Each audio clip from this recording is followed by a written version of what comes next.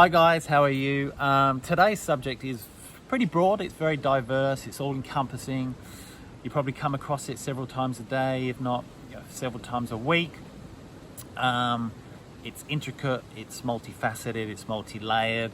There's some really big concepts to grasp. I just want to break it down for you very easily, hopefully, and I want to point you in the direction of two really great resources to do some further reading and research about it. So I'm talking about our food systems, where we get our food from.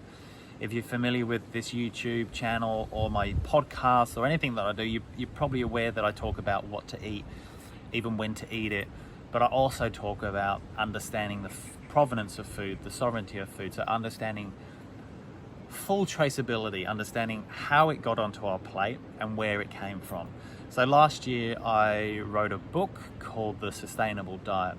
And within that book, I broke down, I identified two food systems that are prominent in the world. One is the industrialized food system. The other is a more sustainable food system, or the regenerative food system. Food is produced with both systems. The way that it's produced, or the methodology, or the principles, or the attitude is wildly different.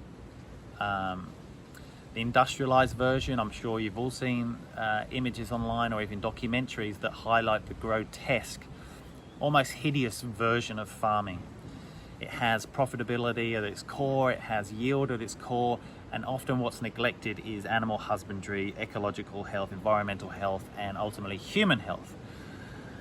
The other version, the more sustainable version, actually puts those things that I mentioned at the core of its business, at the core of its values. So it does foster animal husbandry and animal welfare. It does put ecology right at the core of its business. And because it does that, the environment benefits and we benefit, the end consumer, the human health benefits. So this topic is pretty intricate, but I just want to point you into two directions.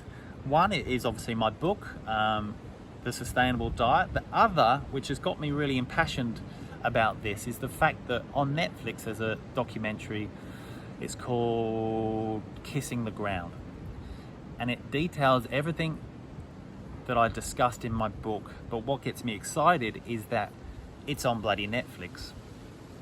The fact that a documentary of that nature, of that subject matter, is in mainstream media excites me, because it tells me something. It tells me that people are becoming more invested in not necessarily just what they eat, but where their food is coming from. They are conscious about the environment. We do want to leave this a better world for our kids.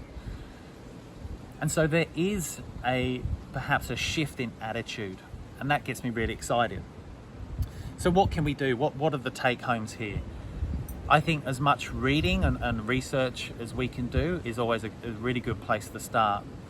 But it's about supporting farmers and producers. So whether it's a carrot, a broccoli, a pea, or whether it's chickens, eggs, pork, beef, lamb, fill in the blank. It's about supporting those farmers and producers who embody regen farming principles. So they put soil at the core of their business, because soil and its biodiversity creates better nutrient-rich plants, which is better for the livestock and the chickens and the cows, and it ultimately benefits human health. So we just need to unpick a little bit and unpack as to where our food comes from. The challenge we have as an end user, as a consumer, is knowing actually where that ribeye, where that chicken, where that fill in the blank has come from. And at the moment, currently, we have certification like grass-fed, grass-finished. We have certifications such as organic, but we don't as yet have certification for regen. But it's coming, and it's called Land to Market, and it is coming. So I guess have a look at this doco. It's called Kiss the Ground. Have a look at my book. It's called The Sustainable Diet. because there is a opportunity, there is a space to consume meat, consume fish, consume eggs, consume chicken, and still have human health and environmental health. In fact, cows who have been demonized for being the contributor for greenhouse gases and contributor for climate change are actually the potential remedy or solution for climate change. And that might sound crazy and it might sound a bit of an oxymoron, but they've been getting a bad rap, and there's some truth in that. There's definitely some truth in the fact that the industrialized version of livestock farming can produce gases that contribute to greenhouse, the greenhouse effect. However, as I've just noted, that's a grotesque, hideous version of livestock farming, but it's not indicative of all livestock farming. There is a more sustainable version, and that version, being the regen version, allows the cows or the livestock to, be shoulder to shoulder in a paddock that they might only spend 24 hours in.